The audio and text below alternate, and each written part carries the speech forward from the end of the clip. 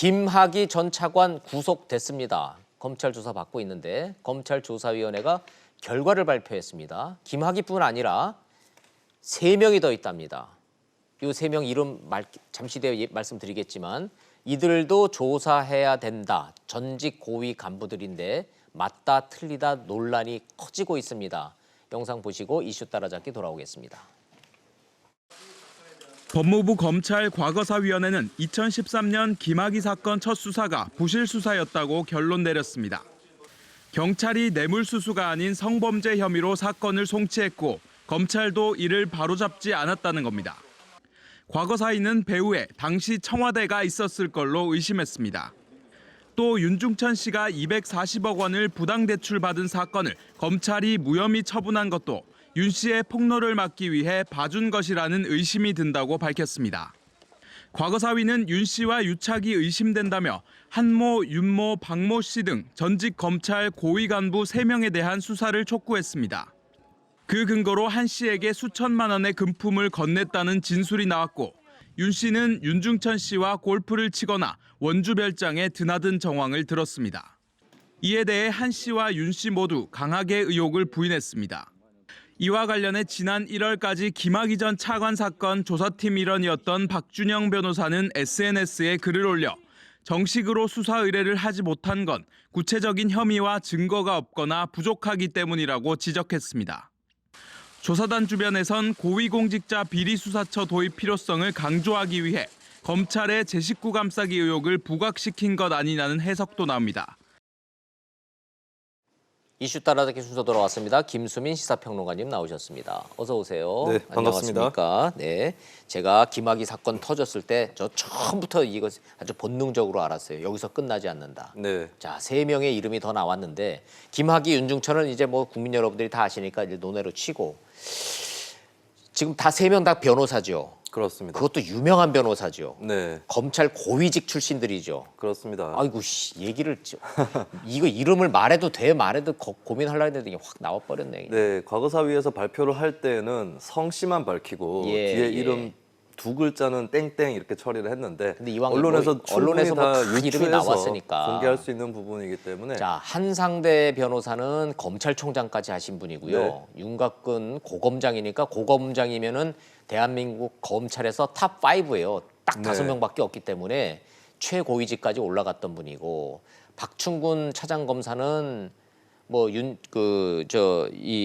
김학의 차관하고 굉장히 친분이 많은 분이니까 그렇습니다. 같이 지검에서 근무를 했고 바로 아래급의 검사였고 그리고 이제 윤중천 씨하고도 굉장히 친분이 깊다라고 알려졌었죠. 자, 좋아요. 그러면 조사위의 결론의 핵심은 뭡니까? 조사하라는 얘기예요? 하지 말라는 얘기예요? 조사를 제대로 하지 않았기 때문에 다시 제대로 확실하게 구체적으로 해라. 누가? 라고 하는 것이 누구한테? 과거사위가 검찰에게 검찰에 던지는 메시지가 되겠습니다. 현 검찰에 이 3사람도 조사해라라고 권고를 한 거예요? 그렇죠. 그래요? 그때부터 제대로 수사가 되지 않았고 한상대 전 총장 같은 경우는 윤 씨가 이제 사기 횡령 사건에 연루됐을 때 이제 그 당시에 좀 개입을 하고 그리고 이제 수천만 원의 금품을 이렇게 받았다라고 하는 그런 또 주장이 확보가 돼 있기 때문에 그 부분에 대해서도 조사가 필요하다는 것이 과거사위의 입장이겠고요. 그리고 윤곽금 전 고검장 같은 경우는 특수강간 고소 사건이 있었습니다. 윤준천 씨에 대해서 씨한테. 거기에 대해서 수사 개입을 했다라고 하는 의혹 그리고 과거사위의 원주 별장에 간 적이 결론이고요. 있다라는 그렇습니다. 의혹 반면에 이제 윤곽근 전 고검장 측에서는 윤중천 모른다라는 아예 주장을- 모르고 원주 별장 어딘지도 모른다고 그렇죠. 부인하고 있어요. 네, 그렇게 얘기를 박충근 하고 전 있죠. 차장검사는요. 뭐 최근에 계속 의혹이 제기되어 왔듯이 뭐 김학의, 윤중천 연결해 준 사람이다라는 의혹도 있지 않았습니까? 의혹이 그 그렇다. 포함해서 이제 김학의 또 윤중천 양쪽에 친분이 깊고 이 사건에 예. 계속해서 깊이 개입돼 있었다. 근데 이거 하는 민감한 문제니까 네. 이거 우리도 정확하게 하고 가시자고요. 저 한상대 전 검찰총장, 윤곽근 전 고검장, 박충근 전 차장검사, 검찰 고위직까지 했던 분들인데 이런 얘기까지 나오는 쪽에서 본인들 입장을 우리가 충분히 전달해 드려야 돼요. 네. 자, 이거는 사실 무근이고 전면 부인하고 있는 거죠. 말도 안 되는 소리라는 주장들이죠. 그렇습니다. 지금 거론된 당사자들은 다 부인을 하고 있고 지금 나오고 있는 모든 네. 의혹들 이거 말도 안 된다. 나 이거 인정 못 한다. 그렇죠. 심지어는 일부는 한 발 더 사실인데, 나가서 네. 나 이거 법적으로 대응 고소하겠다 이렇게 나오대요. 그렇습니다. 세 명 다 아마 그렇게 나올 것으로 보이고요. 그러니까 명예훼손으로? 일부는 사실인데 뭐 해석이 이렇게 저렇게 좀 다르게 해 주십시오. 이렇게 이게 하는 것도 아니고. 아니고 전면적으로 부인을 하고 있기 때문에 이 과거사위하고 앞으로 이 과거사위가 내린 결론하고는 정면 충돌할 수밖에 없는 그런 상황입니다. 그래서 과거사위를 명예훼손으로 아예 고소하겠다고 나오는군요. 네, 그렇습니다. 그렇군요. 근데 아까 잠깐 보여드렸지만 과거사위에서 조사를 했던 그분은 이거 마녀사냥하는 것도 아니고 증거도 없이 막 이렇게 그냥 조사하라고 그러는 게 말이 되느냐라고 반발을 하네요. 그러면 저 세 분이 억울한 거 아니에요? 세 사람이 억울하다면 이제 앞으로 있을 수 있는 뭐 명예훼손 조사를 포함해서 여러 가지 예. 수사에 협조를 하고 오히려 그것을 적극적으로 독려함으로써 예. 본인의 어떤 결백이라든지 그런 부분이 있다면 증명을 해야 되는 것이고 그걸 증명하는 과정에서 다시 한번 이제 과거 검찰의 조사, 수사가 제대로 진행되었었는가 예. 이 부분이 다시 한번 입증이 돼야 되는 그런 문제가 되겠죠. 아니 근데요, 이거 모든 걸 다 떠나서 상식선에서 한번 제가 질문을 드려볼게요. 의혹으로 딱 지목을 당했어요, 제가. 저한테 뭐가 됐어요. 근데 증거는 없대요. 그럼 무죄를 네가 입증해라? 세상에 그런 법이 있습니까? 유죄를 네. 입증을 해서 해놓고 맞다 틀리다를 논쟁을 벌이는 거는 있을 수가 있는 일인데 의혹을 제기를 해놓고 네가 무죄임을 네가 입증해라? 이게 마녀사냥 아닌가요? 근데 과거사위가 뭐 흘러다니는 의혹을 그냥 수집해서 이런 얘기가 있기 때문에 이 사람들이 문제다라고만 한 것은 아니고 어떤 예. 진술이라든지 증언 그리고 여러 가지 이제 부실 수사의 그런 흔적들 이런 것들 때문에 이렇게 결론을 도출한 것인데 정황과 진술과 덮어서 그동안에 해지 못했던 덮여진 진실과 이런 거를 종합을 해봤을 때 네. 그냥 생으로 생사람 잡는 건 아니다. 그리고 이제 과거사위원회가 잘못한 부분이 있다면 이 당사자들로서는 더더욱 가만히 있을 이유가 없고 본인들도 법조인이기 때문에 예. 당연히 대응을 해야 되는 것이고 그러네요. 그 대응하는 과정에서 추가적인 어떤 조사, 수사 그리고 재판 이 과정을 통해서 마저 진실을 더 규명하라라고 하는 그런 이제 메시지를 또 나름대로 그 과거사위원회에서는 보냈다라고 볼 수 있겠습니다. 요 질문 어떨까 싶은데요. 우리가 조금 비틀어서 좀 생각을 해서 질문을 네. 좀 해보자면 증거도 없는데 수사를 하라고 권고를 하는 그 배경이 검찰이 항상 제 식구는 이렇게 제대로 수사를 안 하니까 공수처, 조국 민정수석이 추진하고 있는 공수처가 이래서 필요한 겁니다. 국민 여러분. 이렇게 하려고 이거를 지금 내세운 거다라고 해석할 여지는 없어요. 그렇게 해석을 하는 것은 받아들이는 국민들의 몫인 것 같아요. 어떤 사람들은 이제 검찰이 정말 문제가 많지만 공수처가 해법은 아니다라고 하는 의견들도 있는 또 있을 것이고 거고. 예, 거기에 대해서는 대안이 여러 가지가 있을 수 있기 때문에 그게 반드시 뭐 공수처 설치 여론을 더 북돋기 위해서 이렇게 결론을 내렸다라고만 볼 수는 없을 것이고 네. 그리고 이제 세간의 어떤 여론이라든가 이런 것만 봐도 특별히 이러지 않아도 공수처 설치에 찬성하는 국민들은 많기 때문에 네. 굳이 이게 공수처 설치라는 결론을 유도하기 위해서 이렇게 부각시켰다라고 볼 네. 필요는 없을 것 같습니다. 하긴요. 대한민국 검찰한테 해방 이후에 계속 지속적으로 국민들이 불만을 갖고 있는 거. 첫째, 권력의 시녀 역할을 했다. 둘째, 내 식구만큼은 철저하게 보호하는 조폭 문화가 있다. 요 두 가지 네. 점에 있어서 딱 걸린 사건이기 때문에 좋아요. 그럼 결론. 현재 검찰이 이거 수사할 것 같아요.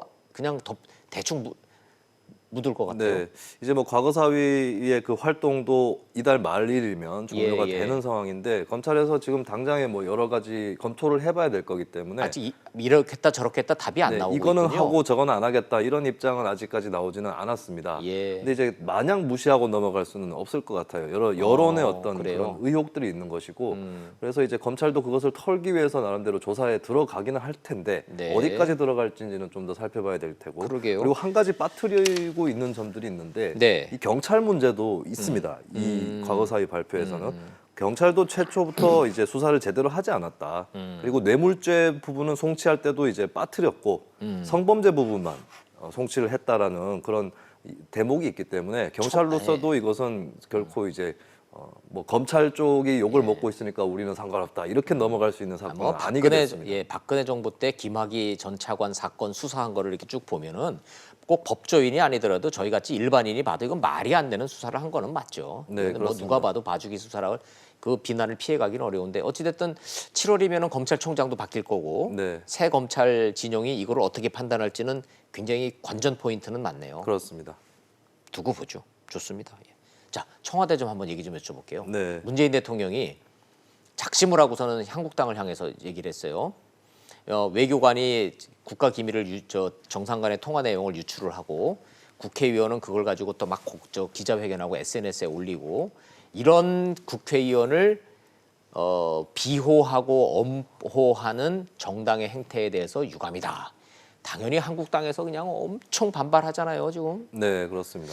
자, 문재인 대통령이 한국당에 반발을 할 거를 뻔히 알면서도 이렇게 작심 발언을 한 배경 뭐가 있을 것 같은데. 근데 이제 우리가 정치가 성동격서의 원리로 자주 이루어진다는 것을 좀 감안할 필요가 있습니다. 자, 이쪽을 때리는데 사실은 저거를 원하는 거예요. 그러니까 무슨 얘기냐면 자유한국당을 대통령이 이제 작심하고 겨냥해서 공격한 것으로 돼 있고 그건 예. 뭐 맞는 얘기긴 한데 예. 근데 표현을 잘 보면은 공직자 기밀 유출에 대해서 자신이 국민들한테 사과를 한다고 했고요. 예. 그 사과라는 것은 자신이 정부를 대표해서 사과하는 것입니다. 자, 그리고 공무원의 잘못은 대통령이 네. 나의 잘못이다. 그리고 오케이, 좋아요. 자유한국당에 대해서 유출 비호 정당이라고 표현했는데 비호했다라는 표현은 자유한국당이 유출을 했다라기보다는 예. 우리 쪽 공무원이 국가 유출해서 기밀을 잘못했는데. 유출하는 잘못하는 그런 것을 저질렀는데 왜 야당이 그것을 비호하느냐라고 예. 하는 것입니다. 그러니까 자유한국당이 그 사슬을 끊을 수 있으면 얼마든지 끊을 수 있는데 왜 강효상 의원을 지키기 위해서 결국에는 이제 외교부 공무원의 잘못까지도 비호하는 거 아니냐. 실제로 이제 공익 제보라는 식으로 그렇게 예. 프레임을 짜고 있거든요. 상식과 원칙으로 보면은 이건 누가 봐도 하지 말아야 될 짓을 했는데 네. 그거를 한 강효상 의원을 정치적으로 이거를 자당의 이해관계 때문에 비호하고 감쌀려다 보니 국민들 입장에서는 이거는 말이 안 되는 비호를 하고 있다라는 얘기를 대통령이 한다 이거죠. 그리고 이제 문재인 대통령의 주요 타겟은 자유한국당이 아니라 아하. 외교부라는 해석이 충분히 가능합니다. 그래요? 예, 정부의 공무원이 잘못해서 유출을 했는데 거기에 대해서 야당이 안 된다고 하면 되지 왜 비호하느냐. 그러니까 비호라는 표현을 썼거든요. 그러니까 그것을 감안한다면은 자유한국당을 주요 타겟으로 했다고 보기는 좀 어려워 보입니다. 외교부가 타겟이다. 혹시요, 대북 정책, 남북 정책, 대미 관계 이런 거에 있어서 외교관들이 말을 안 듣고 이게 보수 프레임에서 계속 이 청와대에 협조하지 않는다라는 불만이 좀 이렇게 대통령도 갖고 있었던 거 아닐까요? 그동안에 외교 소식통의 예. 발언을 빌려서 언론에 여러 가지 보도가 되었고 예. 여기에 대해서 문재인 대통령은 이건 어떻게 보면은 일본 언론에서 자주 하는 행동인데 맞아요. 예, 예. 그런 것들이 이제 한국 언론에 계속 타는 것을 보면서 외교부에서 계속 누출이 되고 있다라고 하는 문제의식은 평소에 충분히 느낄 수 있었을 겁니다. 그리고 이제 외교의 관료들도 보면은 주로 이제 북미 쪽으로 많이 예. 편중이 돼 있는 모습이고 거기에서 끝나는 것이 아니라 어떤 경향성을 갖고 있어요. 예전에 참여정부 때도 자주파 동맹파 갈등이 있었듯이 맞아요. 굉장히 이제 한미동맹의 가치를 소중히 하면서도 한미동맹하고 이제 뭐 대북 관계라든가 이런 것들을 같이 끌고 갈 수도 있는 것인데 조금 보수적인 경향을 또 갖고 있는 좋아요. 것이 그러면 기존 외교 라인의 특성이었죠. 예, 공직 기강을 확립하기 위해서 대통령이 그러시는 거면 그럼 차제에 조윤재 주미대사하고 강경화 외교장관도 바꿔버려라, 네. 잘라라라고 야당에서는 치고 나오던데 네. 그건 어떻게 될까요? 야당에서 치고 나오는 게 문재인 대통령 입장에서는 너무 속이 뻔히 보인다고 생각할 겁니다. 왜냐하면 강경화 외교부 장관이든 조윤재 주미대사든 간에 기존의 어떤 외교부 관료 출신이 아니라 본인이 맞아요. 신임에 따라서 임명을 한 사람들이거든요. 그렇죠. 예. 그렇다면 어떻게 보면 본인이 원하는 대통령이 원하는 방향대로 외교부를 개혁하기 위해서는 그 사람들을 앉혀놓는 것이 맞는 것이죠. 근데 그 사람들을 정작 날려버리라고 한다니 그것은 도저히 대통령으로서 좀 받기 어려운 그런 행위가 될 것이고 기존의 외교 관리 DNA는 네. 친미 4대주의가 뼛속까지 있기 때문에 이 틀을 깨려면은 강경화라는 외부 인사 조윤재라고 하는 이 캠프 출신을 놓아서 이거를 개혁을 해야 되는데 이들을 바꿀 수는 없다. 그러니까 정부 여당 입장에서는 당연히 또 그렇게 생각을 하는 것이고 바꾼다고 했을 때는 그 후임자를 찾다 보면은 또 관료 출신이 나올 가능성이 높거든요. 맞아요. 그렇다면 이제 그것은 정부 여당 입장에서는 받아들이기 어려운 요구가 되겠죠. 그러면 강경화 장관 책임론, 조윤재 대사 문책론 이거는 저 현실적으로는 이루어지지 않다고 보는 게 맞겠군요. 근데 이제 조금 분리해서 볼 필요는 있는 것은 이제 조윤재 주미대사의 경우는 조금 더 그 유출 사태에 가까이 있는 사람이고 그렇죠. 어쨌거나 이 사태에 책임이 있고 대통령도 본인은 피해자다라고 주장을 한 게 아니라 정부의 당사자로서 대표로서 책임을 죄송합니다. 인정했기 그랬기 때문에 때문에. 무책성 인사가 가능할 수는 있습니다. 근데 제가 굳이 예측을 해보자면 강경화 장관보다는 조윤재 대사 쪽이 문책을 당할 가능성이 더 높지 않을까.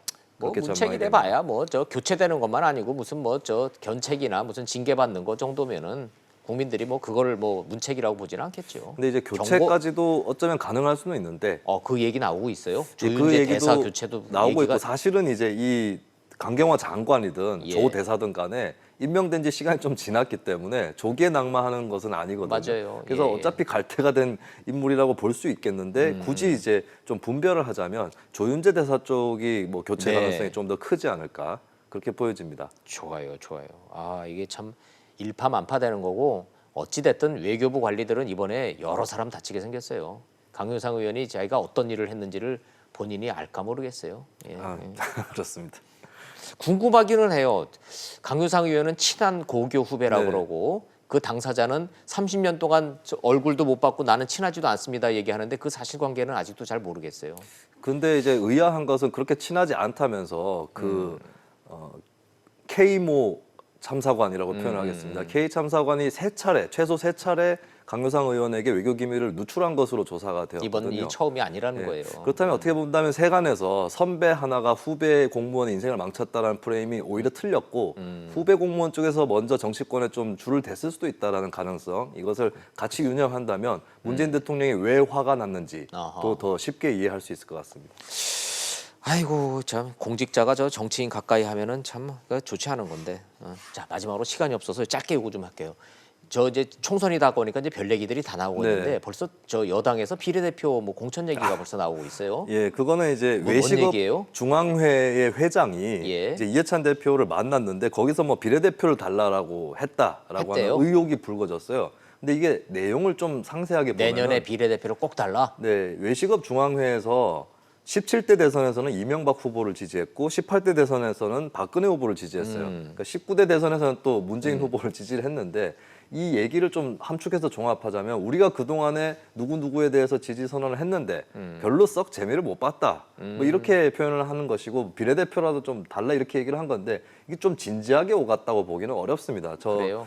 제갈창균 회장의 어떤 돌출 발언일 수도 있고 당연히 무슨 비례대표 자리를 저런 공석에서 얘기를 한다고 보기는 어렵겠죠. 그래서 네. 여러 가지 어떤 엄포라든지 얼마간의 농담이라든지 이런 것들이 섞여가지고 나온 얘기이기 때문에 진지하게 민주당에서 전혀 받아들이지 않았을 설마 얘기라고 이해찬 볼수 대표가 있겠죠. 한번 검토해 보겠습니다. 그렇게 답변하지는 않았겠죠? 예, 근데 하나 우려되는 것은 이런 식의 논란이 계속 나오게 되면 지금 예. 선거제도 개혁 얘기가 나오고 있는데 비례대표를 늘리는 그런 예. 방향으로 가지 않습니까? 근데 맞아요. 국민들이 봤을 때는 이거 비례대표 늘렸다가 저런 식으로 막 자리 나눠주게 하는 게 아니냐 이런 논란이 나올 수 있기 때문에 정치권에서는 조심해야 돼요. 예, 앞으로 계속 조심해야 될 것 같습니다. 선거제를 개혁을 해야 대한민국 정치가 개혁되는 건 알겠는데 대한민국 국민들한테 비례대표는 옛날에 돈국구, 그렇죠. 돈 주고 사는 거 같은 거. 이익단체에 나눠주는 자리. 지금처럼 이익단체한테 무슨 뭐 보훈장 주는 것처럼 네. 이런 인식이 강해서 아주 부정적인 인식이 많아요. 예. 에이, 저런 거 일어나면 안 되는데. 그렇습니다. 잘 들었습니다. 네. 고맙습니다. 예, 감사합니다.